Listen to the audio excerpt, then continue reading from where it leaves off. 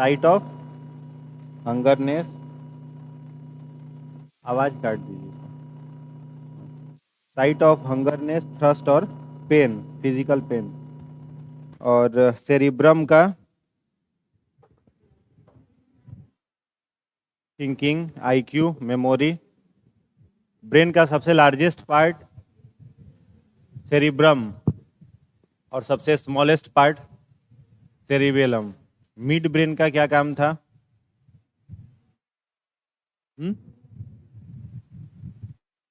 Think thinking, vision and hearing ना, vision और hearing.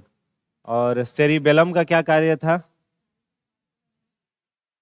Site of control of muscular activity. और medulla का क्या काम था? इनहेलेशन और वोमिटिंग को कंट्रोल करना। ठीक है। बॉडी के मस्कुलर एक्टिविटी को कंट्रोल करने के लिए सेरिबेलम किसकी सहायता से करता है? Middle part of the year. Middle part of the year को क्या कहते हैं? कान के मध्य भाग को क्या कहते हैं? External pinna. क्या कहते हैं? External pinna. कर्ण पल्लव हिंदी में कहा जाता है। ठीक है, इतना याद कर लीजिएगा। चलिए उसके बाद लिखेंगे spinal cord.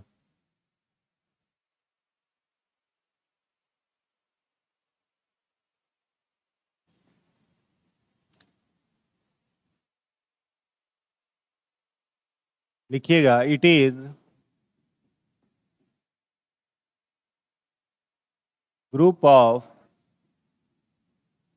Nerve located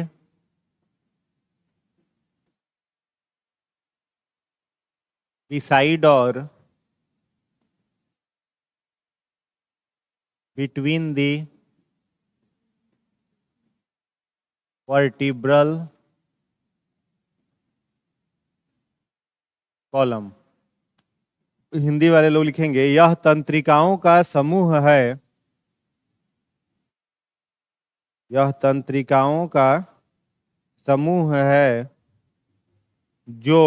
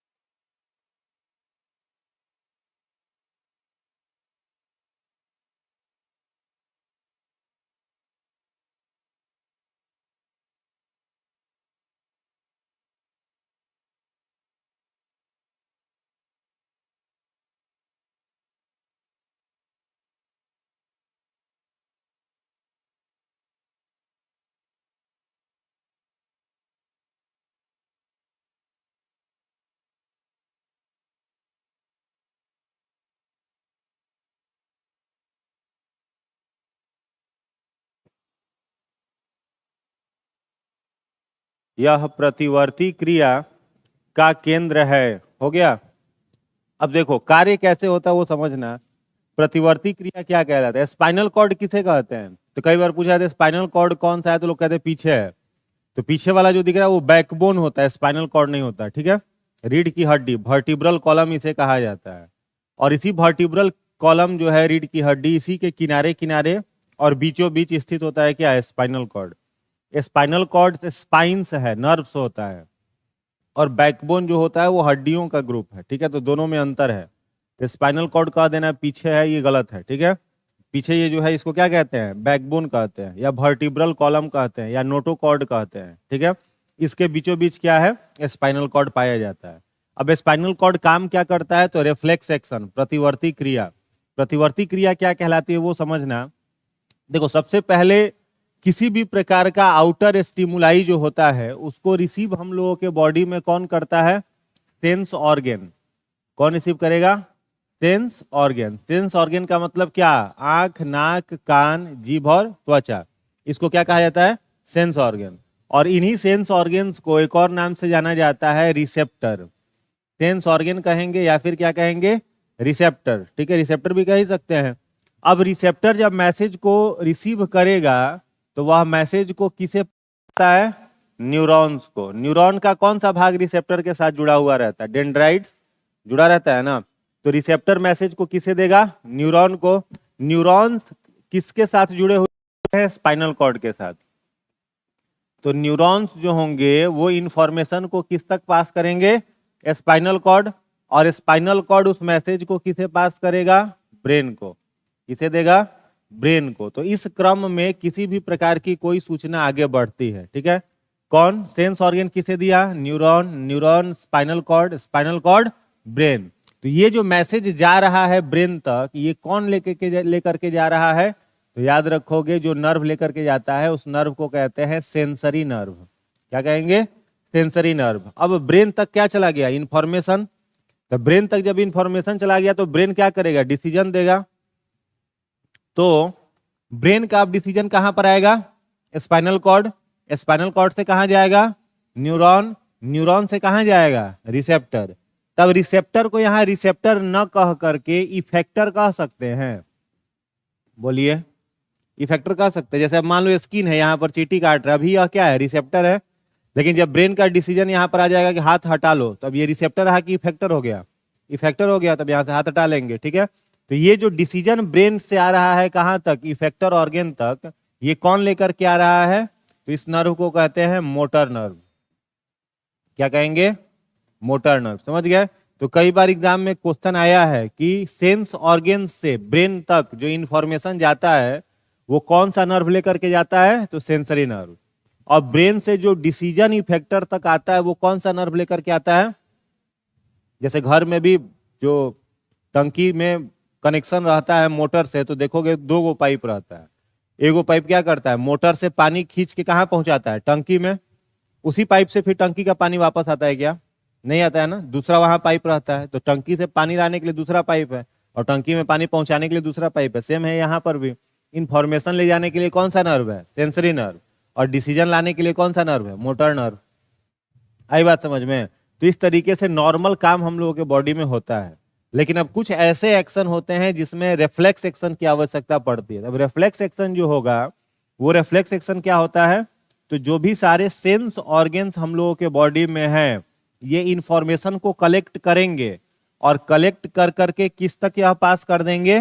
neuron तक। अब न्यूरॉन उस मैसेज को किसे देगा? स्पाइनल कॉर्ड को देगा। लेकिन स्पाइनल कॉर्ड अब उस मैसेज को पास नहीं करेगा ब्रेन तक, ठीक है। यहां से इंफॉर्मेशन जा रहा है न्यूरॉन, न्यूरॉन से स्पाइनल कॉर्ड। अब स्पाइनल कॉर्ड उस इंफॉर्मेशन को ब्रेन तक न पहुंचा करके स्वयं क्या करेगा? डिसीजन दे देगा। तो वैसा कंडीशन जिसमें डिसीजन कौन दे? स्पाइनल कॉर्ड, उसको क्या कहा जाता है? Reflex action. रिफ्लेक्स एक्शन, प्रतिवर्ती क्रिया, ठीक है। तो प्रतिवर्ती क्रिया में डिसीजन कौन देता है? Spinal cord. और नॉर्मल कंडीशन में डिसीजन कौन देता है? ब्रेन, ठीक है।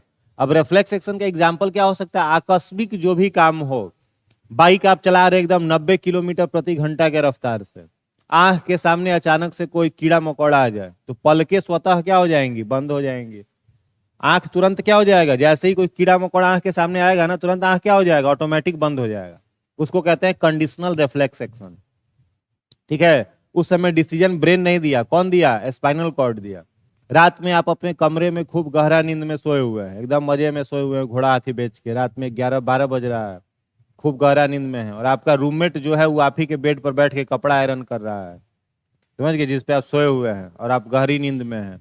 प्रेस करते करते धीरे से प्रेस का कोना आपके देह में सटा दिया, आपको किया तो उठ जाइएगा तुरंत है। तो आप सोए हुए हैं तो सोए हुए रहना चाहिए, उठ क्यों गए? नहीं ना पता चलना चाहिए। सोए हैं तो कैसे पता चल रहा है? देखोगे तब ना पता चलना चाहिए, ऐसे पता ही नहीं चलना चाहिए। लेकिन पता चल जाएगा कि गर्म कुछ सटा दिया है देह में, तुरंत क्या करोगे? उठ के रिएक्ट करोगे। तो वो कंडीशन क्या कहलाएगा? रिफ्लेक्स एक्शन कहलाएगा। या फिर मान लो अपने किसी दोस्त के यहाँ गए और डेली डेली उसके यहाँ पहुंच जा रहे हो, चाह रहा है आपसे पीछा छुड़वाना, रोज जा रहे हो तो उसका 4 गो पार्ले जी के बिस्कुट खा ले रहे हो, 1 कप चाय पी ले रहे हो, वो तुमसे त्राहिमाम कर रहा है, देखते तुमको उसका टेम्परेचर हाई हो जा रहा है, पीछा छुड़वाना चाह रहा है। आप गए उसके यहाँ तो चाय ऑफर किया, आप भी डेली के भांति कह दिए ले आओ बिस्कुटो 2 गो ले आना। वो ले आया चाय आपके लिए, और इस बार चाय लाया तो किस में लाया? चीनी मिट्टी के कप में नहीं लाया, लोहा के कप में चाय ला दिया। एकदम गरम धधकता चाय किस कप में? लोहा के कप में। अब जैसे ही लोहा का हैंडल पकड़ोगे तुरंत हाथ क्या होगा? जलेगा, तुरंत कप हाथ से छूट जाएगा। और कहीं धोखा धोखी अगर लोल में सटा लिए कप, तो अगला दिन से लोल 2 किलो का हो जाएगा, नहीं हो जाएगा है?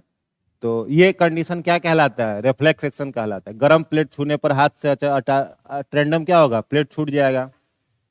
तो ये सब रिफ्लेक्स एक्शन। तो कोई भी रिफ्लेक्स एक्शन होगा उसमें डिसीजन किसका होता है? स्पाइनल कॉर्ड का होता है। और नॉर्मल कोई भी केस होगा उसमें डिसीजन किसका होगा? ब्रेन का होगा। लिख लीजिए, ये रिफ्लेक्स एक्शन लिख लीजिए, ये नॉर्मल लिख लेना। ये हो गया नॉर्मल एक्शन।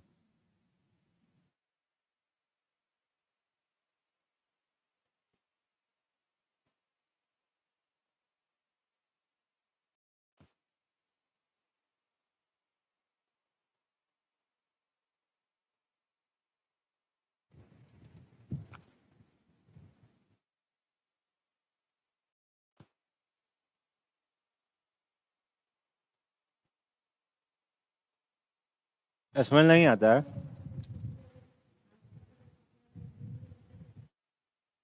आता है। फिर से क्वेश्चन बोलिए।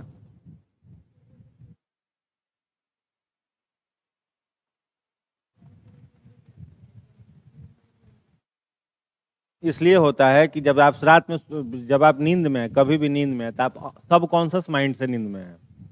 जब हम लोग सो जाते हैं ना, तो ब्रेन माइंड का कौन सा पार्ट एक्टिव रहता है? बताया थे ना पिछले क्लास में। पिछले क्लास में नहीं थे? सबकॉन्शियस माइंड एक्टिव रहता है, अवचेतन मन। और अभी हम लोग हैं तो किस मन से हैं? चेतन मन है। तो चेतन मन तो एक्टिव है, और अवचेतन मन तो पता सब कुछ चलता है, इन्फॉर्मेशन सब कुछ आता है, उतना ही आता है, याद नहीं रहता है। ठीक है, वो याद नहीं रहता क्योंकि अवचेतन मन उस समय सक्रिय होता है, सोए समय में।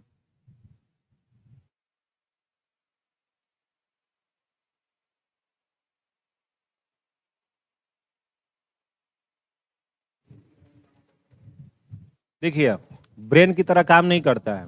जैसे हम आपको कुछ बोल रहे हैं, तभी आप उसको एनालिसिस करके समझ रहे हैं अपने अनुसार। जैसे हम कुछ भी अभी आपको कहेंगे तो आप अपने ब्रेन से क्या करोगे? एनालिसिस करोगे कि इसमें इतना बात इनका इंपॉर्टेंट है, इतना बात फिजूल का कर रहे हैं, उसको एनालिसिस कर करके आप टेकअप करोगे।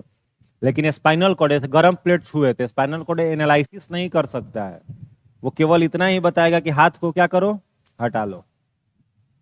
ठीक है, वहां एनालिसिस करने की कैपेसिटी नहीं है, केवल सिंगल डिसीजन होगा, वहां से अपने को प्रोटेक्ट करना। कुछ खतरा वाला स्थिति है तब।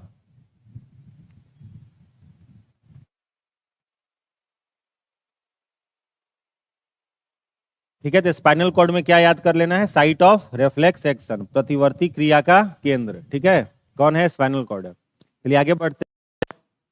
नेक्स्ट लिखना पेरिफेरल नर्वस सिस्टम।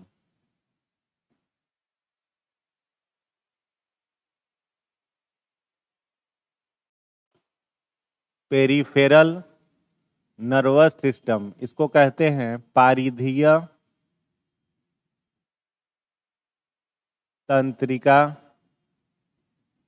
तंत्र।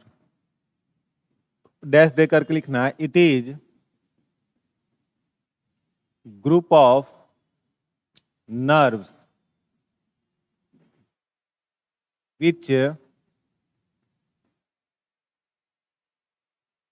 arised from two places।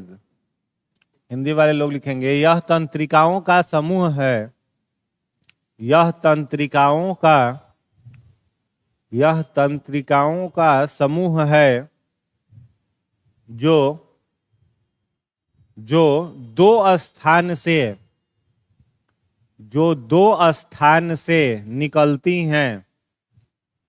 यह तंत्रिकाओं का समूह है जो दो स्थानों से निकलती हैं। पहला, पहला लिखिएगा क्रैनियल नर्व। हिंदी में इसको कहते हैं क्रैनियल तंत्रिकाएं। डैश देकर के लिख लीजिएगा the number of cranial nerve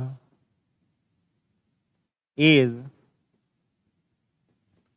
12 pair. These nerves arised from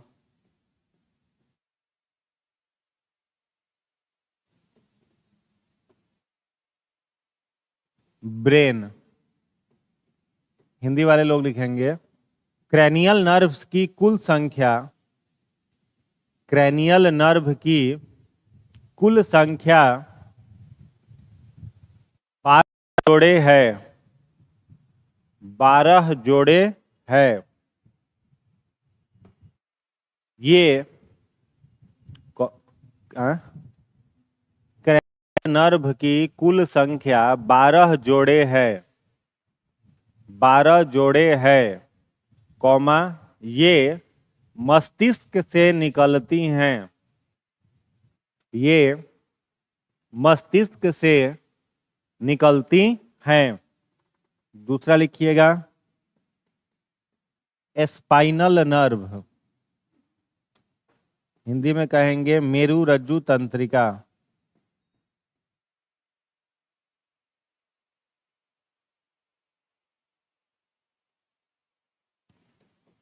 These are 31 pairs. ये 31 जोड़े होती हैं, ये 31 जोड़े होती हैं। These arised from a spinal cord. These arised from a spinal cord. इनकी संख्या 31 जोड़े होती है तथा ये मेरुरज्जु से, तथा ये मेरुरज्जु से निकलती हैं, तथा ये मेरुरज्जु से निकलती हैं। ठीक है, तो नर्व कितने तरह का होता है? 2 तरह का। एक होता है क्रैनियल नर्व और दूसरा होता है स्पाइनल नर्व। ठीक है, और ये दोनों किसके अंतर्गत आता है? पीएनएस के। किसके अंतर्गत आएगा? पीएनएस। सीएनएस का केवल 2 भाग है, ब्रेन और स्पाइनल कॉर्ड। ठीक है, सीएनएस में ब्रेन और स्पाइनल कॉर्ड, और पीएनएस में हम लोगों के बॉडी में जितनी सारी तंत्रिकाएं हैं वे सभी। तो पीएनएस के कितनी तरह की तंत्रिकाएं होंगी? 2 तरह की, एक ब्रेन से निकलने वाली और एक स्पाइनल कॉर्ड से निकलने वाली। तो ब्रेन से निकलने वाली जो भी तंत्रिकाएं होंगी उन्हें क्या कहेंगे? Cranial nerve. और स्पाइनल कॉर्ड से निकलने वाली सभी तंत्रिकाएं क्या कहलाएंगी? Spinal nerve. तो क्रैनियल नर्व की कुल संख्या 12 जोड़े और स्पाइनल नर्व की कुल संख्या 31 जोड़े। ठीक है, लास्ट लिखिएगा एएनएस, ऑटोनोमस नर्वस सिस्टम। तीसरा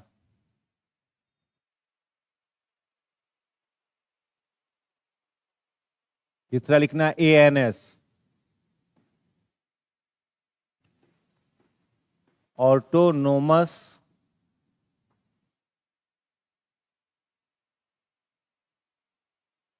नर्वस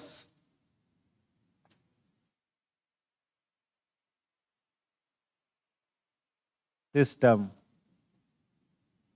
हिंदी में क्या कहेंगे? स्वायत्तः तंत्रिका तंत्र, स्वायत्तः तंत्रिका तंत्र। इसमें डैश देकर के लिखिएगा। These nerves regulate involuntary action.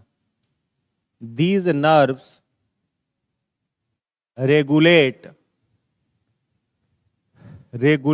involuntary action. Involuntary action, ये तंत्रिकाएं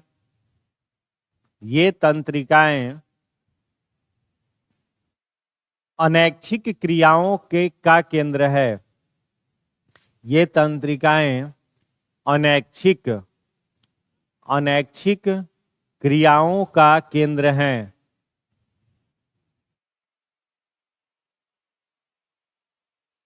अनैच्छिक क्रियाओं का केंद्र है। हो गया। उदाहरण में लिखना वोमिटिंग, स्नीजिंग, कफिंग, उल्टी, छींक, खांसी, उल्टी, छींक, खांसी, वोमिटिंग, स्नीजिंग, कफिंग। हो गया। सिवरिंग, ठंड से कांपना, सिवरिंग इत्यादि। ठीक है, तो नाम से भी पता चल जा रहा है ऑटोनोमस का मतलब क्या होगा, जो खुद से अपना कार्य कर सके। तो ऑटोनोमस नर्वस सिस्टम जो होंगे वो किसके केंद्र कहलाएंगे, इनवॉलेंट्री एक्शन के, अनैच्छिक क्रियाओं के ये केंद्र होंगे। क्लियर है? कोई डाउट इसमें किन्हीं को तो बताइए, नहीं ना? चलिए अगला हेडिंग बनाइएगा, हार्मोन्स।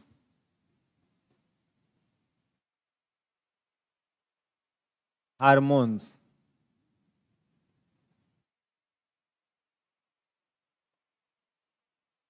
हो गया।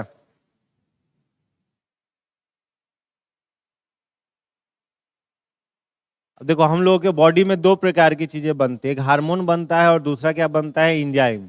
ठीक है, एक हार्मोन तैयार होता है, दूसरा क्या बनता है, इंजाइम। तो हार्मोन हो या फिर इंजाइम हो, दोनों बनेगा किस चीज से, ग्लैंड से।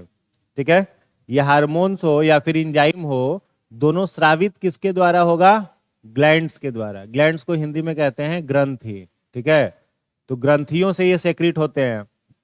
अब ये जो ग्लैंड्स होते हैं ये कितने प्रकार के होते हैं, तो दो प्रकार के। एक होता है का कौन सा, इंडोक्राइन ग्लैंड, हिंदी में इसको कहते हैं अंतःस्रावी, अंतःस्रावी ग्रंथि। ठीक है, और दूसरा जो होता है वो एक्सोक्राइन। तो इंडोक्राइन ग्लैंड जो होता है वो क्या काम करता है, तो इसमें याद रखिएगा, दीज सेक्रीट हार्मोन्स। ये क्या सेक्रेट करेंगी, हार्मोन। दूसरा इसका विशेषता याद रखिए, हाँ ये लिखवाए हैं हमने पहले, नहीं लिखवाए हैं, हाँ तो लिखवाए तो इसको छोड़ दीजिएगा, जो नहीं लिखे हैं वो लिख लीजिएगा। These glands are ductless. इतना सारा इंडोक्राइन ग्लैंड होगा, सब क्या सेक्रेट करेगा, हार्मोन। और दूसरा क्या याद रखना है, ये क्या कैसा होगा आपका, डक्टलेस। डक्टलेस का मतलब क्या होता है, नलिका विहीन, इसमें कोई प्रकार का कोई डक्ट नहीं होगा। यानी ये जो हार्मोन्स बनाएंगे वो हार्मोन डायरेक्ट जाके कहाँ मिल जाएंगे, ब्लड में। जबकि इंजाइम जो होता है उस इंजाइम को टारगेट ऑर्गन तक पहुंचना होता है, ब्लड में नहीं मिलना होता है। यहां पर ये ग्लैंड कैसे होंगे, डक्टलेस, मतलब इनमें कोई ट्यूब नहीं होगा, कोई डक्ट नहीं होगा, कोई नलिका नहीं होगा। और ये सब मिलकर के क्या सेक्रेट करते हैं, हार्मोन। इसका एग्जाम्पल क्या क्या हो सकता है, हाँ तो इसके कई सारे एग्जाम्पल हैं, लिख लेना। प्यूटिटरी ग्लैंड, थायरॉयड हो जाएगा, पाराथायरॉयड हो जाएगा,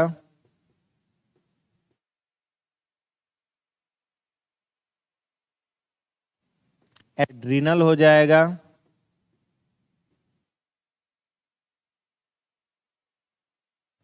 थाइमस हो जाएगा,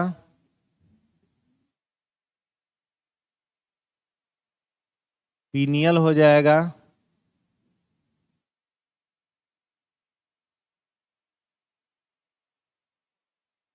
टेस्टिस हो जाएगा, और ओवरी। ये सब कैसा ग्लैंड है, इंडोक्राइन।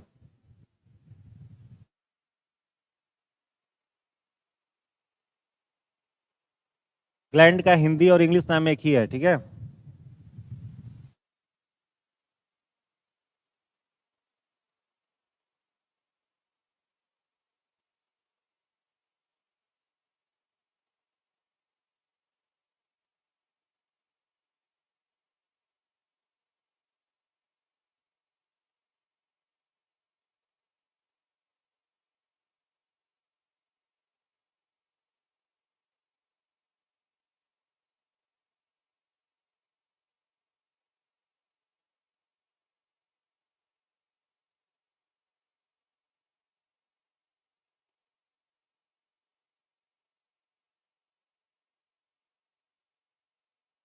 हो गया,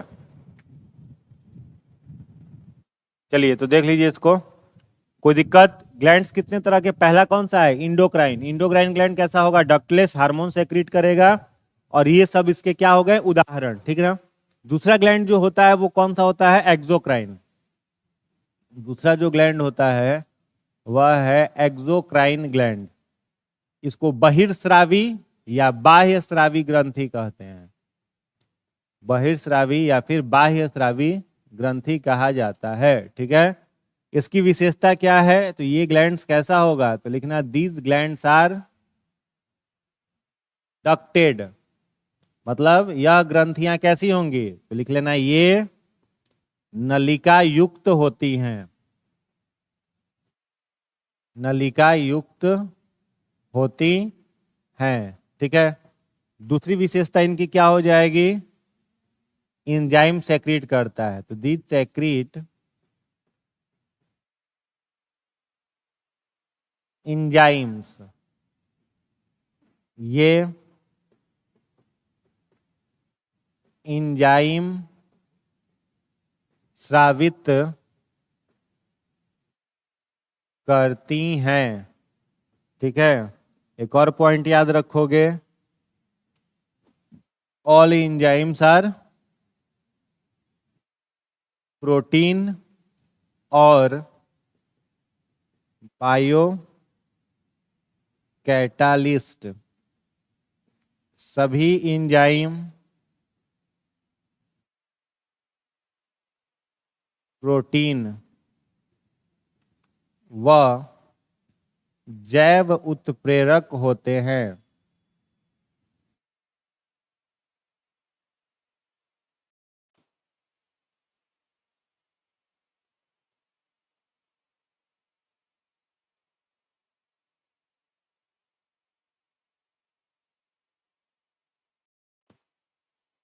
हो गया? तो एंजाइम निकालने वाले जितने सारे ग्लैंड हैं सब आपका कैसा हो जाएगा? एक्सोक्राइन। एक और होता है मिक्स्ड ग्लैंड, तो मिक्स्ड ग्लैंड का एग्जांपल केवल कौन है? पैनक्रियाज। ठीक है, तो पैनक्रियाज के बारे में पहले ही हम लोग देख लिए हैं। पैनक्रियाज में कितने तरह के सेल होते हैं? 3 तरह के, अल्फा, बीटा और गामा। अल्फा सेल उसका कौन सा हार्मोन बना रहा था? ग्लूकागॉन। बीटा सेल कौन सा हार्मोन? इंसुलिन। और गामा क्या काम कर रहा था? अल्फा और बीटा को नियंत्रित कर रहा था। पैनक्रियाज कौन कौन सा एंजाइम सेक्रेट करता है? तो 4 एंजाइम। पहला कौन सा था? ट्रिप्सिन। ट्रिप्सिन किस चीज का पाचन करेगा? प्रोटीन का। एमाइलेज किसका पाचन करेगा? कार्बोहाइड्रेट का। लाइपेज किसका पाचन करेगा? वसा का, फैट का। और न्यूक्लिएज किसका करेगा? न्यूक्लिक एसिड का।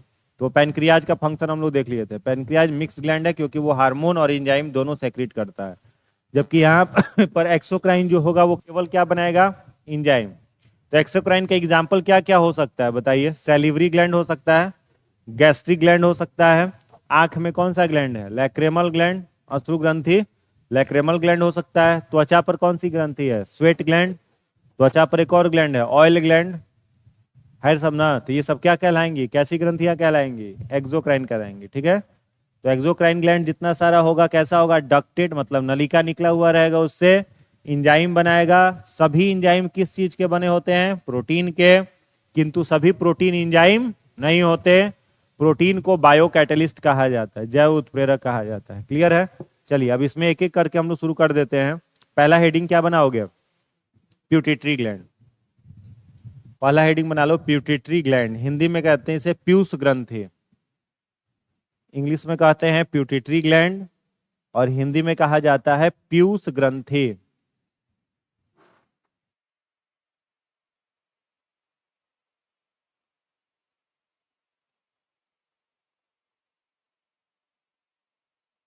प्यूटिटरी ग्लैंड मीन्स पीयूष ग्रंथि। डैश दे करके इसमें लिखिएगा this gland is located within the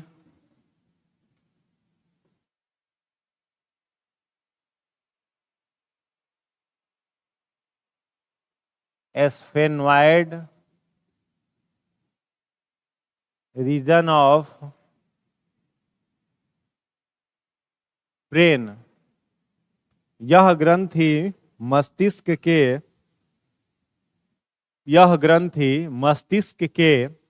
एस्फेनॉइड, यह ग्रंथि मस्तिष्क के एस्फेनॉइड लिखा हुआ है बोर्ड पर, एस्फेनॉइड भाग में, मस्तिष्क के एस्फेनॉइड भाग में स्थित होती है। मस्तिष्क के स्फेनॉइड भाग में स्थित होती है। The average weight of this gland is 0.6 ग्राम। इस ग्रंथि का औसतन भार 0.6 ग्राम है। 0.6 ग्राम है। This gland is the second smallest gland of human body. It is also known as master gland. यह मानव शरीर की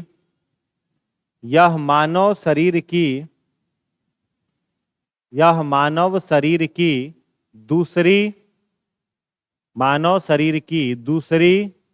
सबसे छोटी ग्रंथि है। मानव शरीर की दूसरी सबसे छोटी ग्रंथि है, जिसे मास्टर ग्रंथि भी कहा जाता है।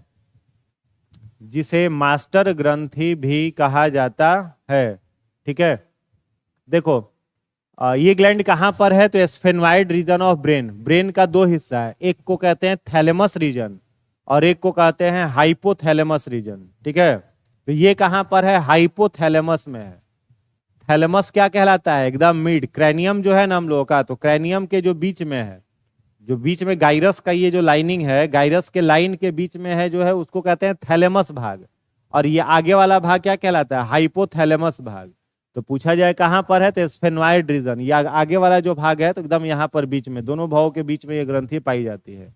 तो स्फेनॉइड याद रखोगे या हाइपोथैलेमस रीजन याद रखोगे। ठीक है, तो कहां पर है, स्फेनॉइड रीजन में है।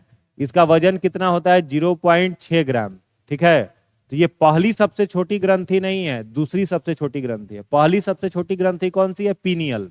ठीक है, और दूसरी सबसे छोटी ग्रंथि कौन सी है, प्यूटिटरी। तो प्यूटिटरी ग्लैंड को एक और नाम से क्या जाना जाता है, मास्टर ग्लैंड, मतलब मास्टर ग्रंथि। तो किसी को भी मास्टर ग्लैंड क्यों कहेंगे, जब वो सभी को कंट्रोल कर रहा हो तभी कहेंगे। तो ये ग्लैंड जो होता है, जितने सारे इंडोक्राइन ग्लैंड्स का नाम लिखा हुआ है उसमें सभी को कंट्रोल करता है। यहाँ पर जितने सारे इंडोक्राइन ग्लैंड का नाम देख रहे हो ना, इन सबको कंट्रोल करता है प्यूटिटरी। थायराइड को भी करता है, एड्रिनल को भी करता है, केवल एक को नहीं करता, पैराथायराइड को, वो अभी लिखवा देंगे। प्यूटिटरी को भी, थायराइड को भी करेगा, एड्रिनल को भी करेगा, थाइमस को भी करेगा, पीनियल को भी करेगा, टेस्टिस को भी करेगा, ओवरी को भी करेगा, एड्रिनल, सभी को करता है कंट्रोल। और जितने सारे इंडोक्राइन ग्लैंड्स हैं, सभी ग्लैंड को कितने अमाउंट में हार्मोन रिलीज करना है। जैसे थायराइड ग्लैंड है यहाँ पर गले में, तो थायराइड ग्लैंड कौन सा हार्मोन निकालेगा, थायरोक्सिन। तो थायराइड ग्लैंड को कितना अमाउंट में थायरोक्सिन निकालना है और कब निकालना है, इसका नियंत्रण किसके पास रहता है, प्यूटिटरी ग्लैंड के पास रहता है। इसीलिए इसको क्या कहते हैं, मास्टर ग्लैंड कहते हैं। एड्रिनल ग्लैंड है, तो एड्रिनल ग्लैंड कई तरह का हार्मोन निकालता है, उसी में से एसीटीएच मेनली हार्मोन निकालता है, एड्रिनोकॉर्टिकोट्रोपिक हार्मोन निकालता है एड्रिनल ग्लैंड। तो जो एड्रिनल ग्लैंड हार्मोन निकालता है कॉर्टिसोल, जिसमें ग्लूकोकॉर्टिकॉइड, मिनरलोकॉर्टिकॉइड और एड्रिनलिन आते हैं, तो उसे कब निकालना है, ये सारे के सारे हार्मोन, इसका नियंत्रण कौन करेगा, प्यूटिटरी ग्लैंड करेगा। समझ में आ रहा है। तो प्यूटिटरी ग्लैंड सारे ग्लैंड के हार्मोन को निकालने में उनकी सहायता करता है, साथ ही साथ ये डिसाइड करता है कि उन्हें कितने अमाउंट में हार्मोन रिलीज करना है, इसलिए इसको क्या कहते हैं, मास्टर ग्लैंड कहते हैं। तो क्वेश्चन एग्जाम में कई बार आया है कि प्यूटिटरी ग्लैंड का नियंत्रण किस ग्रंथि पर नहीं है, तो केवल एक ग्रंथि पर नहीं है, पैराथायरॉइड पर, बाद बाकी यह सारे ग्लैंड को कंट्रोल करता है। क्लियर ना। तो लिखिएगा अगला पॉइंट, प्यूटिटरी ग्लैंड कंट्रोल लिखिएगा pituitary gland control all endocrine glands, pituitary gland control all endocrine glands, all endocrine glands except parathyroid gland, except parathyroid gland। Hindi वाले लोग लिखेंगे प्यूटिटरी ग्रंथि, पीयूष ग्रंथि, पीयूष ग्रंथि, पीयूष ग्रंथि सभी अंतःस्रावी ग्रंथियों का नियंत्रण करती है। पीयूष ग्रंथि सभी अंतःस्रावी ग्रंथियों का नियंत्रण करती है, सभी अंतःस्रावी ग्रंथियों का नियंत्रण करती है। अपवाद, अपवाद, अपवाद में लिख लेना पाराथायरॉइड ग्रंथि। पाराथायरॉइड को शुद्ध हिंदी में जाओगे ना तो कहा जाता है पराअवटु ग्रंथि। तो इतना टिपिकल हिंदी याद होगा नहीं, पाराथायरॉइड को कहते हैं पराअवटु ग्रंथि। तो इससे अच्छा है क्या याद कर लेना, पाराथायरॉइड याद कर लेना, ठीक है। तो किसे कंट्रोल बस नहीं करेगा, पाराथायरॉइड को, अन्य सभी को करेगा। क्लियर ना। चलिए अगला पॉइंट लिखिएगा, the hormones secreted by this gland are, the hormones secreted by this gland are, इस ग्रंथि द्वारा, इस ग्रंथि द्वारा स्रावित, इस ग्रंथि द्वारा स्रावित निम्न हार्मोन है, इस ग्रंथि द्वारा स्रावित निम्न हार्मोन है। ठीक है, पहला, पहला लिखिएगा सोमैटो, चाहे पहला ये लिख लो, एक मिनट वही लिख लो, पहला लिखना सोमैटो ट्रॉफिक हार्मोन। हिंदी वाले लोग भी सेम लिखें, सोमैटोट्रॉपिक हार्मोन, ब्रैकेट में लिख लेना STH, STH, सोमैटोट्रॉपिक हार्मोन, STH। हो गया। अब देखो फुल फॉर्म हिंदी में नहीं रहता है, समझ गए, फुल फॉर्म किस में रहता है, इंग्लिश में रहता है। ठीक है, तो कौन सा हार्मोन पहला हो गया, STH। ठीक है, अब STH में डैश दे करके लिखिएगा, this hormone is also called growth hormone, this hormone is also called growth hormone, इसे वृद्धि हार्मोन भी कहते हैं, इसे वृद्धि हार्मोन भी कहते हैं। It helps in elongation of bone, it helps in elongation of bone, यह हड्डियों की लंबाई बढ़ाने का कार्य करता है, यह हड्डियों की लंबाई बढ़ाने का कार्य करता है। It helps in elongation of bone। हो गया। Due to excess secretion of this hormone, due to excess secretion of this hormone, excess secretion of this hormone, acromegaly, acromegaly और जाइंटिज्म, एक्रोमिगेली और gigantism, disease caused, disease caused, and due to deficiency of this hormone, and due to deficiency of this hormone, deficiency of this hormone, dwarfism, dwarfism, disease caused, Hindi वाले लोग लिखेंगे STH की अधिकता से, STH की अधिकता से हड्डियों की लंबाई, हड्डियों की लंबाई अनियंत्रित बढ़ जाती है, अनियंत्रित बढ़ जाती है। हड्डियों की लंबाई अनियंत्रित बढ़ जाती है। यह विशालकायता रोग,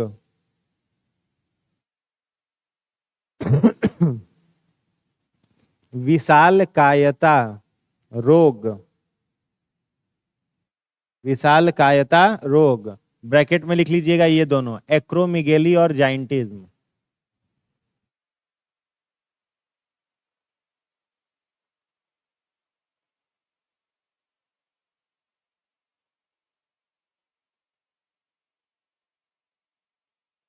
हो गया। कहलाता है,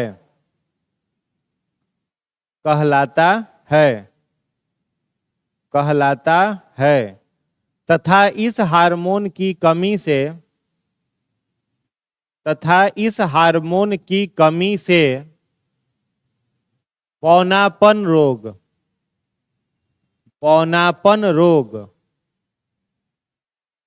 पौनापन रोग, ब्रैकेट में लिख लेना dwarfism, dwarfism, DWARFISM, dwarfism, dwarfism हो जाता है, हो जाता है। हो गया। तो पहला हार्मोन इसका कौन सा है? एसटीएच। अब देखो एक और क्वेश्चन यहां पर बनेगा कि पिट्यूटरी ग्लैंड का अपने लिए कौन सा हार्मोन है, मतलब इकलौता, ये कई सारा हार्मोन निकालेगा, सबका नाम लिखवाएंगे, 6-7 हार्मोन है। पूछे कि अपने लिए कौन सा हार्मोन निकालता है, तो अपने लिए केवल एक ही हार्मोन है इसके पास, कौन सा? एसटीएच, जो प्रॉपर इसके फंक्शन के लिए है।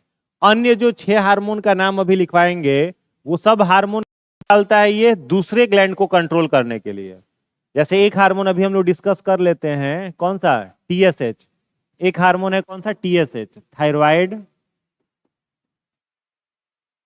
थायराइड एस्टिमुलेटिंग हार्मोन, ठीक है, इसको शॉर्ट में क्या कहा जाता है? टीएसएच। अब ये थायराइड स्टिमुलेटिंग हार्मोन भी कौन निकालता है? पिट्यूटरी ग्लैंड ही निकालेगा, लेकिन ये अपने लिए नहीं निकाल रहा है। ये किसके लिए निकाल रहा है? थायराइड ग्लैंड के लिए निकाल रहा है, कि ताकि थायराइड ग्लैंड थायरोक्सिन निकाल सके। तो पिट्यूटरी ग्लैंड का अपना एक ही हार्मोन है, कौन सा? एसटीएच, जो कि हड्डियों की लंबाई से संबंधित है। तो टीएस, स्वाभाविक बात है कि एसटीएच ज्यादा बनेगा तो हड्डी का लंबाई भी ज्यादा बढ़ेगा, एसटीएच कम बनेगा तो हड्डी का लंबाई कम बढ़ेगा। तो जिस व्यक्ति में हड्डियों की लंबाई अधिक होती है, जरूरत से ज्यादा एसटीएच बन जाए, जिसको बोल सकते हैं क्या?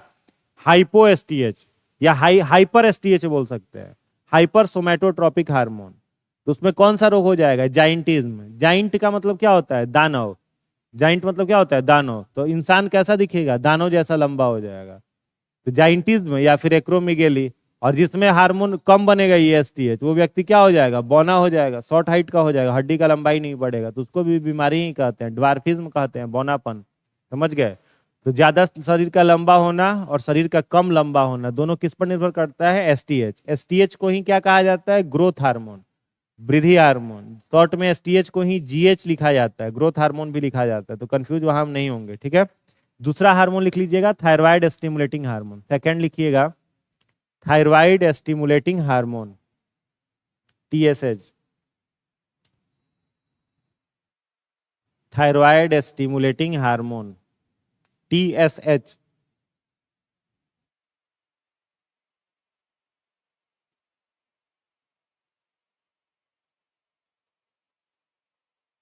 इसमें लिखिएगा, this hormone stimulate, this hormone stimulate thyroid gland, this hormone stimulate thyroid, THYROID, stimulate thyroid gland to secrete, to secrete thyroxine, secrete thyroxine. यह हार्मोन थायराइड ग्रंथि को यह हार्मोन थायराइड ग्रंथि को थायरॉक्सिन स्रावित करने हेतु थायराइड ग्रंथि को थायरॉक्सिन स्रावित करने हेतु प्रेरित करती है।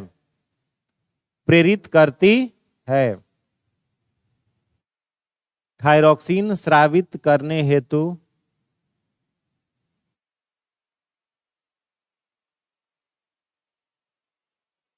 प्रेरित करती है। हो गया।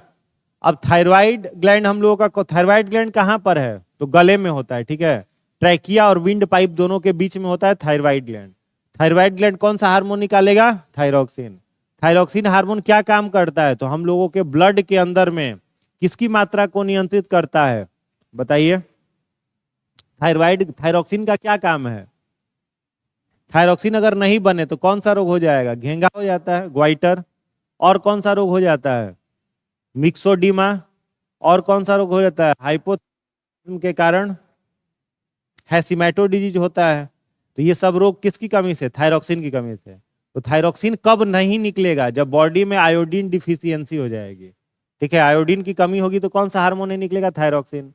अब थायराइड ग्लैंड हम लोग का थायरॉक्सिन निकाले, इसके लिए थायराइड ग्लैंड को प्रेरित कौन करता है? टीएसएच। और टीएसएच कौन निकाल रहा है? Pituitary gland. तो नॉर्मल लॉजिक से सोचो कि मान लो अगर पिट्यूटरी ग्लैंड नहीं रहता तो टीएसएच नहीं बनता। टीएसएच नहीं बनता तो थायराइड ग्लैंड होते हुए भी थायरॉक्सिन हार्मोन हम लोगों का निकल पाता? नहीं निकल पाता। तो थायराइड ग्लैंड को ये कंट्रोल कर रहा है कि नहीं कर रहा है? इसे मास्टर ग्लैंड कहेंगे कि नहीं कहेंगे? कहेंगे। समझ में आ रहा है? तो TSH is not thyroxine, it is only release to stimulate thyroid gland for secretion of thyroxine. ठीक है। ये अपने थायरॉक्सिन नहीं है, ये थायराइड ग्लैंड को स्टिमुलेट करने के लिए कि वो थायरॉक्सिन निकाले, स्रावित होता है। आई बात समझ में? चलिए तीसरा हार्मोन लिखिएगा। चलो तीसरा हार्मोन इसमें लिख लोगे, कौन सा? Adrenocorticotrophic hormone. Bracket में लिख लेना ACTH। Adrenocorticotropic hormone, ACTH।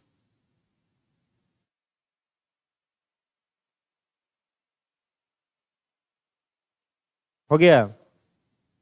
लिखिएगा, it stimulate adrenal gland, it stimulate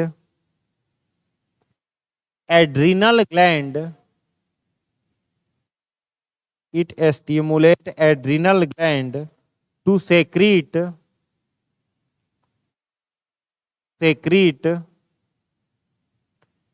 cortisol, to secrete cortisol। Hindi वाले लोग लिखिएगा, यह अधिवृक्क ग्रंथि को अधिवृक्क ग्रंथि को कॉर्टिसोल, CORTISOL, कॉर्टिसोल स्रावित करने हेतु प्रेरित करता है। कॉर्टिसोल स्रावित करने हेतु प्रेरित करता है। हो गया। अब देखो, एड्रिनल ग्लैंड को हिंदी में क्या कहते हैं? अधिवृक्क ग्रंथि। अधि मतलब क्या होता है? ऊपर। और वृक्क मतलब क्या होता है? किडनी। तो किडनी के ऊपर जो है वो कौन सा ग्रंथि? अधिवृक्क ग्रंथि, एड्रिनल ग्लैंड। अब एड्रिनल ग्लैंड कौन सा निकालता है? कॉर्टिसोल। ठीक है। अब ये कॉर्टिसोल में 3 प्रकार का हार्मोन है, एक नहीं, इसमें 3 हार्मोन छुपे हुए हैं। जैसे आपको याद होगा कि पैनक्रिएटिक जूस, पैनक्रियाज निकालता है, तो पैनक्रिएटिक जूस में भी तो 4 चीज छुपा हुआ था। ट्रिप्सिन था, लाइपेज था, एमाइलेज था, न्यूक्लियस था। वैसे ही देखने में ये कॉर्टिसोल एक टर्म लग रहा है, इसमें कितने हार्मोन है? 3 हार्मोन है। इसी के अंदर एक हार्मोन है ग्लूकोकॉर्टिकॉइड, एक हार्मोन है मिनरलोकॉर्टिकॉइड, और तीसरा हार्मोन है एड्रिनलिन। ये 3 हार्मोन किसके अंदर हैं? कॉर्टिसोल के अंदर हैं। अब इसी में जो एड्रिनलिन है उसको हम लोग एक और नाम से जानते हैं, फाइट एंड फ्लाइट हार्मोन। नाम सुने हो? फाइट एंड फ्लाइट हार्मोन, उड़ो या लड़ो हार्मोन। किसे कहा जाता है? एड्रिनलिन को कहा जाता है। और वो एड्रिनलिन किसके अंदर पाया जाता है? कॉर्टिसोल के अंदर। तो हम लोगों का एड्रिनल ग्लैंड प्रॉपर वे में कॉर्टिसोल निकाले, मतलब वो तीनों हार्मोन निकाले जिसका अभी हमने नाम लिया। इसके लिए प्यूटिटरी ग्लैंड कौन सा हार्मोन निकाल रहा है? एसीटीएच। बात आ रही है समझ में? तो प्यूटिटरी ग्लैंड कंट्रोल कर रहा है कि नहीं कर रहा है? एड्रिनल ग्लैंड को कर रहा है। किस हार्मोन के द्वारा कर रहा है? एसीटीएच। तो एक और ना क्वेश्चन इस तरीके से भी घुमा करके आ सकता है कि उस हार्मोन का नाम बताइए जिसको प्यूटिटरी ग्लैंड किडनी को कंट्रोल करने के लिए निकालता है। तो क्या याद रखोगे? एसीटीएच। सी का मतलब यहाँ क्या है? कॉर्टिको, मतलब कॉर्टिसोल। तो कॉर्टिसोल कौन निकालेगा? एड्रिनल ग्लैंड निकालेगा। बात समझ में आ रही है? ठीक है। तो तीसरा हार्मोन कौन सा याद रखिएगा? एसीटीएच। क्यों करता है ये? प्यूटिटरी ग्लैंड क्या निकाले? कॉर्टिसोल निकाले, इसके लिए करता है। चलिए नेक्स्ट लिखिएगा, अगला चौथा लिखिएगा anti diuretic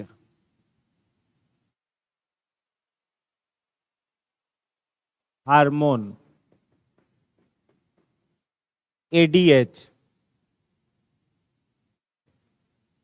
anti diuretic hormone, bracket में लिख लीजिएगा ADH. It helps in reabsorption of water. It helps in reabsorption of water through kidney. Reabsorption of water through kidney. यह किडनी को जल के पुनर्अवशोषण हेतु, किडनी को जल के पुनर्अवशोषण हेतु प्रेरित करता है। किडनी को जल के पुनर्अवशोषण हेतु प्रेरित करता है। एक्सक्रीटरी सिस्टम जिस दिन पढ़ाए थे उस दिन आप लोग आए थे? बोलिए। तो एक्सक्रीटरी सिस्टम में कुछ याद आ रहा है? इस तरीके का हम लोगों में क्या है? किडनी है, bean seed shape, brownish colour का। अब किडनी में कौन सा ब्लड आता है? हम लोगों के ब्लड में इंप्योरिटी किस रूप में है? यूरिया के रूप में। इसी कारण से हम लोग कैसे ऑर्गेनिज्म है? यूरियोटेलिक। और जिस ऑर्गेनिज्म में यूरिक एसिड होता है उसको क्या नाम लिखवाए थे? यूरिकोटेलिक। और जिसमें अमोनिया होता है उसका क्या नाम लिखवाए थे? अमोनियोटेलिक। याद है? एक्सप्रेशन में लिखवाया था हमने। मछली किस में आता है? अमोनियोटेलिक में। सांप किस में आता है? यूरिकोटेलिक में। हम लोग किस में आते हैं? यूरियोटेलिक में। गाय भैंस किस में आएगी? यूरियोटेलिक में। तो हम लोगों के बॉडी से इम्प्योर ब्लड कहाँ आता है? किडनी में। तो इम्प्योर ब्लड का मतलब यहां पर क्या है? यूरिया प्लस ब्लड कौन लेकर के आता है? रीनल आर्टरीज लेकर के आता है। ठीक है। अब किडनी के अंदर में क्या है? नेफ्रॉन। तो नेफ्रॉन क्या काम करेगा? यहां पर यूरिया को अपने अंदर छान करके रख लेगा और फिर प्योर ब्लड क्या हो जाएगा? रीनल वेन के द्वारा बॉडी में सप्लाई हो जाएगा। यही काम अगर आर्टिफिशियली मशीन के द्वारा किया जाए तो उसको कहते हैं डायलिसिस। क्या कहते हैं? डायलिसिस कहते हैं। और नॉर्मल किडनी हम लोगों का रेगुलर कर रहा है, लगातार कर रहा है हम लोगों के लिए। समझ में आ रहा है? अब किडनी के अंदर ये जो यूरिया है, ये यूरिया किडनी में तो नहीं रहेगा, इसे बाहर निकालना है। तो बाहर निकालने के लिए किडनी में क्या लाना पड़ेगा हम लोगों को? पानी लाना पड़ेगा। तो आपको याद होगा जब डाइजेस्टिव सिस्टम पढ़ाया था हमने, तो डाइजेस्टिव सिस्टम में क्या कहा था? बड़ी आंत का सबसे लंबा भाग क्या होता है? कोलन। अब कोलन क्या काम कर रहा था? एक्सक्रीटरी वेस्ट से वाटर को एब्जॉर्ब कर रहा था। याद आ रहा है? बताए थे। तो जब कोलन एक्सक्रीटरी वेस्ट से वाटर को एब्जॉर्ब करेगा तो वो वाटर रीएब्जॉर्ब किसके द्वारा होता है? किडनी के द्वारा। तब ना यहाँ पर पानी पहुंचेगा, और पानी में जब यूरिया मिलेगा तो यूरिन फॉर्मेशन होगा, और वो यूरिन किसके द्वारा? यूरेटर के द्वारा स्टोर होकर के कहाँ आएगा? यूरिनरी ब्लैडर में, और यूरेथ्रा द्वारा बॉडी से रिमूव होगा। समझ में आ रहा है? तो किडनी जो है वो वाटर को रीअब्जॉर्ब करता है, तो इस रीअब्जॉर्प्शन में किडनी की सहायता कौन करेगा? एडीएच। कौन करेगा? एडीएच, एंटी डायूरेटिक हार्मोन करता है। और यदि एंटी डायूरेटिक हार्मोन बॉडी में नहीं रहे तो किडनी वाटर को रीअब्जॉर्ब कर पाएगा क्या? नहीं कर पाएगा। नहीं कर पाएगा तो किडनी से यूरिया बाहर निकलेगा? नहीं निकलेगा।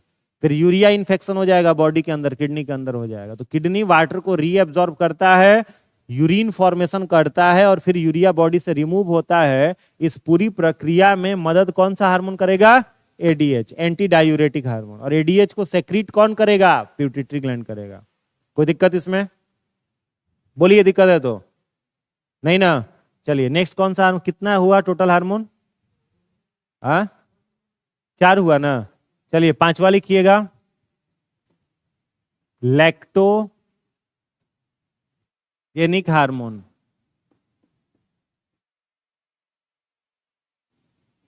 LTH, lactogenic hormone LTH।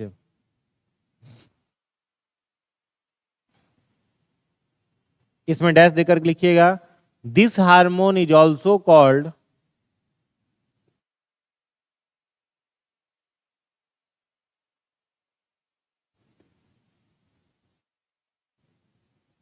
prolactin। This hormone is also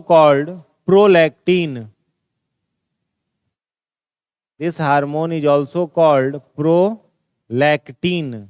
इस हार्मोन को प्रोलैक्टिन भी कहते हैं। इस हार्मोन को प्रोलैक्टिन भी कहते हैं।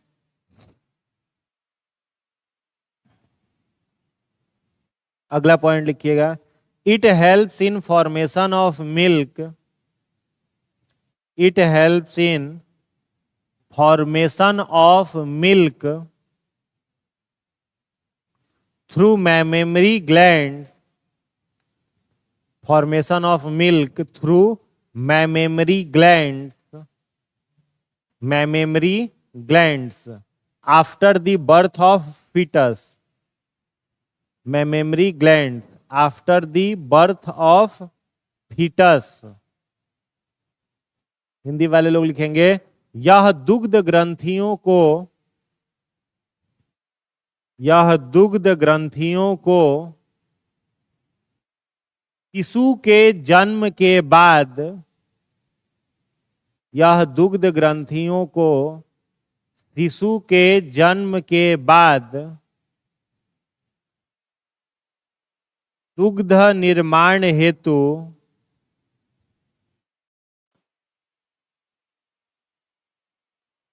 प्रेरित करती हैं। प्रेरित करती हैं, ठीक है। तो एलटीएच का ही दूसरा नाम याद रखोगे क्या? प्रोलैक्टिन। ठीक है, ये मिल्क प्रोडक्शन में क्या करता है? मेमोरी ग्लैंड्स को स्टिमुलेट करता है। कब? After the birth of foetus, शिशु के जन्म के बाद। ठीक है, तो ये भी काम कौन हर ग्लैंड कर रहा है? पिट्यूटरी ग्लैंड कर रहा है। तो मेमोरी ग्लैंड्स पर कंट्रोल हुआ कि नहीं हुआ? पिट्यूटरी ग्लैंड का हो गया। चलो 5वां हो गया। 6ठा लिखना, 6 में लिखिएगा, गोनैडोट्रॉफिक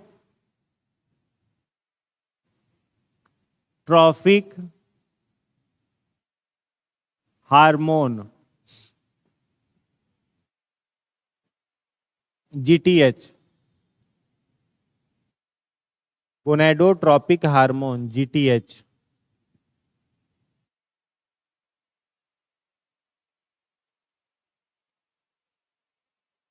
हो गया, GTH गोनैडोट्रॉपिक हार्मोन। इसमें डैश देकर लिखना, इट इंक्लूड्स 2 हार्मोन। इसमें 2 हार्मोन सम्मिलित हैं। It include 2 hormone.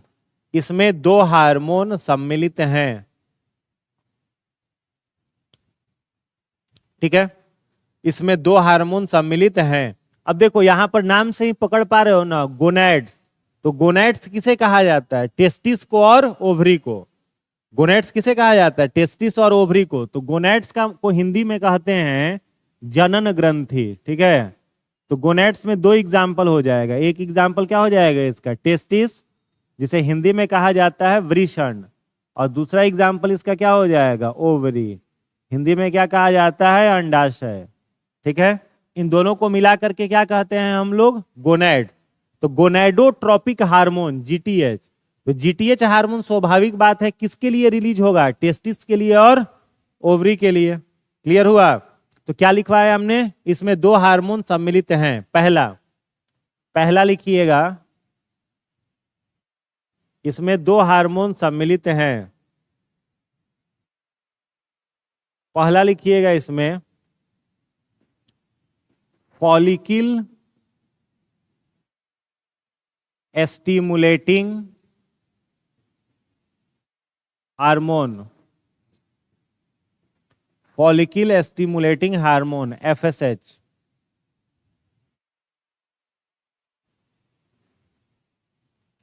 Follicle stimulating hormone FSH हो गया।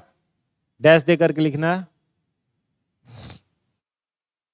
It stimulate testis for, it stimulate testis for, it stimulate testis for spermatogenesis, it stimulate testis for spermatogenesis and ovary for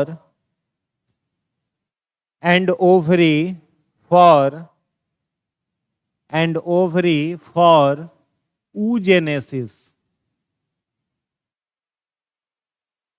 It stimulate testis for spermatogenesis and ovary for oogenesis. Hindi वाले लोग लिखेंगे यह testis को, हिंदी में testis को क्या कहते हैं, वृषण। यह टेस्टिस को शुक्राणु जनन हेतु, शुक्राणु जनन हेतु, टेस्टिस को शुक्राणु जनन हेतु तथा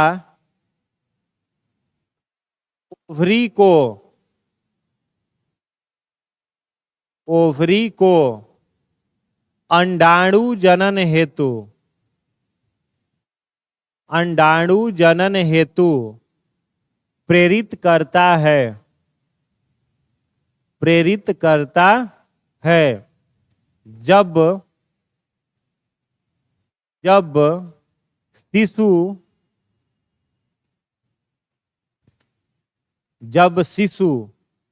यौनारंभ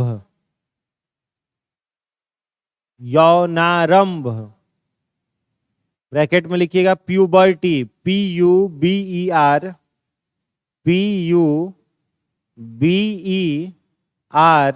PUBERTY, प्यूबर्टी ब्रैकेट बंद, की उम्र में आता है। इंग्लिश वाले लोग एक पॉइंट और ऐड कर लीजिए इसी में। क्या लिखिएगा, FSH released after the age of puberty, FSH released after the age of puberty. ठीक है, चलिए इसको समझाएंगे। दूसरा हार्मोन लिख लीजिएगा ल्यूटिनाइजिंग हार्मोन।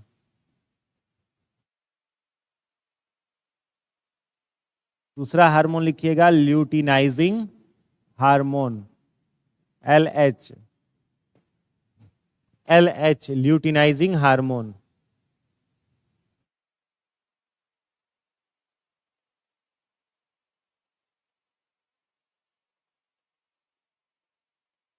हो गया। डैश दे करके लिखिएगा इसमें, it stimulate testis for, it stimulate testis for secretion of male sex hormone, it stimulate testis for secretion of male sex hormone, male sex hormone testosterone, male sex hormone testosterone and ovary for secretion of female sex hormone, and ovary for secretion of female sex hormone, female sex hormone estrogen, female sex hormone estrogen. Hindi वाले लोग लिखिएगा, यह नर में, यह नर में testis को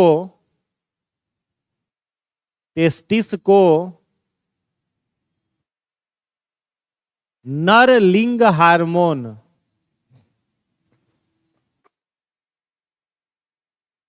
नर लिंग हार्मोन, नर लिंग हार्मोन ब्रैकेट में लिख लेना टेस्टोस्टेरॉन, टेस्टोस्टेरॉन,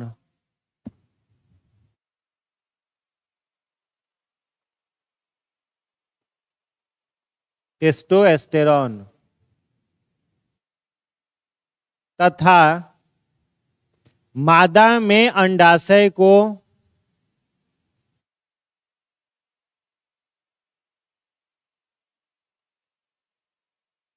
मादा में अंडाशय को मादा लिंग हार्मोन, मादा लिंग हार्मोन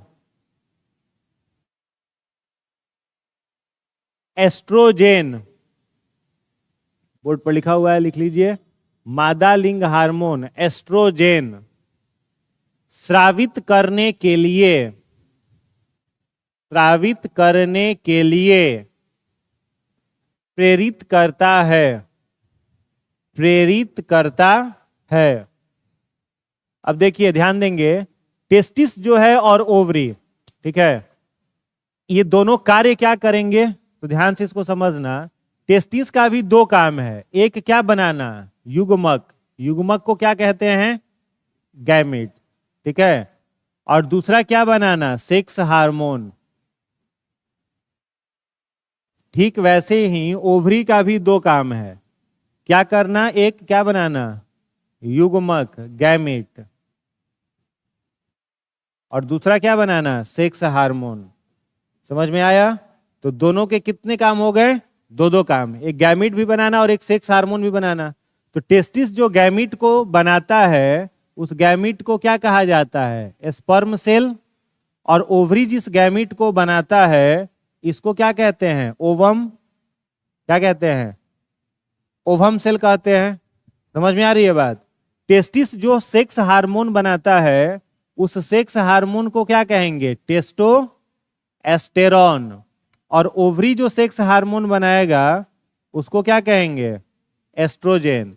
तो ये दोनों युग्मक और सेक्स हार्मोन कब बनाते हैं, after the age of puberty. तो मेल प्यूबर्टी का एज याद रखोगे कितना होता है, 12 से 14 साल, और फीमेल प्यूबर्टी का जो एज होता है वह कितना होता है, 10 से 12 साल। अब इसको खूब बढ़िया से समझ लो, देखो यहां पर पहला एक हार्मोन हमने कौन सा लिखा है, फॉलिकल स्टिमुलेटिंग हार्मोन एफएसएच, और एफएसएच में आपने क्या लिखा है, यह टेस्टिस को किस काम के लिए प्रेरित करता है, स्पर्मेटोजेनेसिस, शुक्राणु जनन, यानी इस स्पर्म सेल का निर्माण होना क्या कहलाता है, स्पर्मेटोजेनेसिस, ठीक है। और यहां पर जो ओवम सेल लिखे हो, इस ओवम सेल का निर्माण होना क्या कहलाता है, oogenesis। समझ में आ रही है बात? oogenesis किसे कहेंगे, क्या जनरेट होना, ovum cell. Study of egg को क्या कहते हैं, ऊलॉजी, याद है? तो ऊलॉजी मतलब oogenesis, अंडाणुओं का निर्माण होना, स्पर्मेटोजेनेसिस स्पर्म का निर्माण होना, और ये दोनों काम टेस्टिस और ओवरी से कौन कराता है, एफएसएच, फॉलिकल स्टिमुलेटिंग हार्मोन। तो टेस्टिस पर और ओवरी पर कंट्रोल हुआ कि नहीं हुआ, हो गया ना। तो ये दोनों basically FSH is responsible for formation of gamete by testis and ovary, gamete के निर्माण में ये मदद करता है, स्पर्म और ओवम के निर्माण में। और दूसरा क्या लिखा है यहाँ, ल्यूटिनाइजिंग हार्मोन। तो this luteinizing hormone perform second function of this cell, sex cell. क्या क्या काम करेगा, टेस्टिस के द्वारा क्या सेक्रेट करवाएगा, टेस्टोस्टेरॉन, और ओवरी के द्वारा क्या सेक्रेट कराएगा, एस्ट्रोजन। तो ये किसके लिए है, सेक्स हार्मोन के लिए है, ल्यूटिनाइजिंग हार्मोन, ठीक है। और ये किसके लिए है? गैमीट के लिए है। आई बात समझ में? तो जीटीएच में कितने हार्मोन हो गए? गोनेडोट्रोपिक में 2 हार्मोन, एक एफएसएच और दूसरा एलएच। याद रहेगा? कितने हार्मोन हो गए टोटल? 6। लास्ट लिख लीजिए 7वां।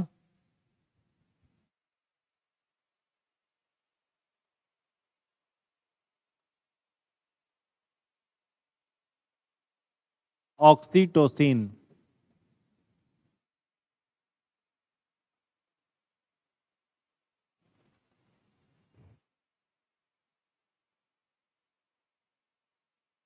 इसमें डैश देकर लिखिएगा, this hormone is also called, this hormone is also called love hormone,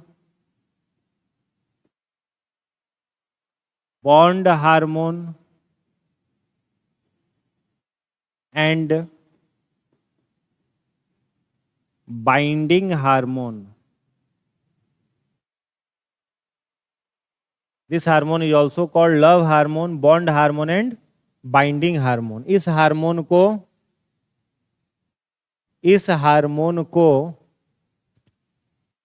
लिख लीजिए तीनों नाम, love hormone, bond hormone, binding hormone भी कहते हैं।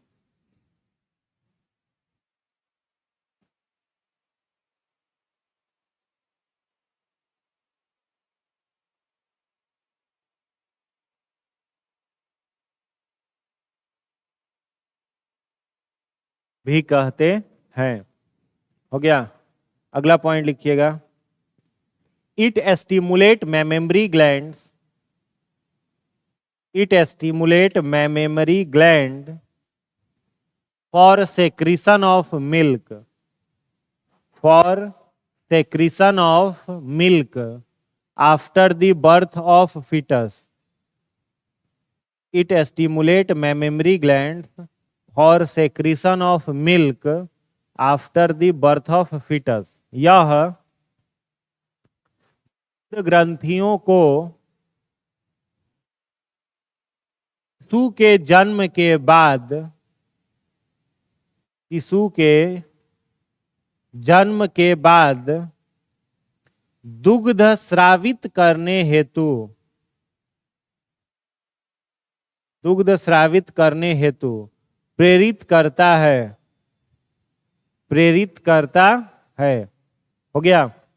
देखिए, ऑक्सीटोसिन को 3 अन्य नामों से जाना जाता है। एक और पॉइंट लिखिएगा, it create an emotional relation between, it create an emotional relation between mother to their child, mother to their child. यह शिशु और मां के बीच, यह शिशु और मां के बीच भावनात्मक संबंध, भावनात्मक संबंध बनाता है। ठीक है? मां और बच्चे के बीच जो इमोशनल रिलेशन होता है वो किसके कारण होता है? ऑक्सीटोसिन के कारण। ठीक है? ऑक्सीटोसिन को ही 3 अन्य नामों से जाना जाता है, लव हार्मोन, बॉन्ड हार्मोन और बाइंडिंग हार्मोन। यह हार्मोन क्या काम करता है? तो मिल्क सेक्रीशन में भी इंपॉर्टेंट रोल प्ले करता है। इसका कई बार अनैतिक, आर्टिफिशियली इस हार्मोन को बनाना गवर्नमेंट के द्वारा क्या करा गया है? बैन कर दिया गया है। समझ गया? कृत्रिम रूप से यह हार्मोन बनाना सरकार के द्वारा प्रतिबंधित है। क्यों किया गया है? क्योंकि इसका दुरुपयोग बहुत अधिक होने लगा था। कई बार गांव वगैरह में देखोगे गाय का दूध 2 समय निकाला जाता है, सुबह में और शाम में। और कई शहर में क्या करता है, सब सबके दरवाजे पर गाय का दूध निकाल निकाल करके बेचता है। तो किस चीज का सुई दे देता है? सब ऑक्सीटोसिन का। अब ऑक्सीटोसिन का सुई लग जाने के कारण से तुरंत एक इमोशंस वाला हार्मोन बनना उसके बॉडी में क्या हो जाता है? शुरू हो जाता है। फिर मेमोरी ग्लैंड से कंट्रोल खत्म हो जाता है पशुओं का, और वो हार्मोन जो है ऑक्सीटोसिन, जो उस गाय का दूध पिएगा वो और जल्दी मरेगा। समझ गया? तो पशु के लिए भी खतरनाक है और जो उसका उपयोग कर रहा है उसके लिए भी खतरनाक है। सब्जी वगैरह में भी इसका ऑक्सीटोसिन का बहुत अधिक दुरुपयोग होने लगा था। रात में छोटा सा लौकी है उसमें सुई दे दिया, अगला दिन वो 2 किलो का हो गया, जाके बेच दिया बाजार में। छोटा सा कोहड़ा है उसमें रात में सुई दे दिया, वो अगले दिन क्या हो गया? बड़ा हो गया। अब जो व्यक्ति उस खाएगा उस सब्जी को, वो क्या होगा? बाहर से देखने में तो खूब फिट दिखेगा और खाने पर इंसान का उम्र घटेगा, जल्दी मरेगा इंसान। सरकार ने इसको क्या किया, बैन कर दिया। देह व्यापार में भी इसका बहुत अधिक उपयोग दुरुपयोग होने लगा था, बच्चों पर इसका बहुत ज्यादा होने लगा था। छोटा बच्चा सब रहता था, उसको लगा दिया सुई, बहुत कम उम्र में, 12-13 साल की उम्र में बच्चा लगने लगेगा, 24-25 साल का है, समझ गया। तो देह व्यापार में भी इसका दुरुपयोग होने लगा था, इसलिए सब ऑक्सीटोसिन है, ठीक है। तो इसको क्या किया गया है, इस इंजेक्शन को ही आर्टिफिशियली कृत्रिम रूप से बनाना क्या कर दिया गया है, बैन कर दिया गया, ठीक है। और नेचुरल रूप में हम लोग का बॉडी से जनरेट करता है, ठीक है। तो इसको प्रेम हार्मोन, बॉन्ड हार्मोन और बाइंडिंग हार्मोन के नाम से जाना जाता है, क्लियर। तो ये 7 हार्मोन कौन सेक्रीट करता है, पिट्यूटरी ग्लैंड सेक्रीट करता है। किसे छोड़ करके, सबको कंट्रोल किया, पाराथायरॉइड ग्लैंड को छोड़ के सभी को कंट्रोल कर लिया, क्लियर है। तो इतना रिवाइज कर लीजिएगा, इसके आगे फिर अगले क्लास में मिलेंगे, उसके आगे कंटिन्यू किया जाएगा, इतना याद कर लीजिएगा लोग पूरा।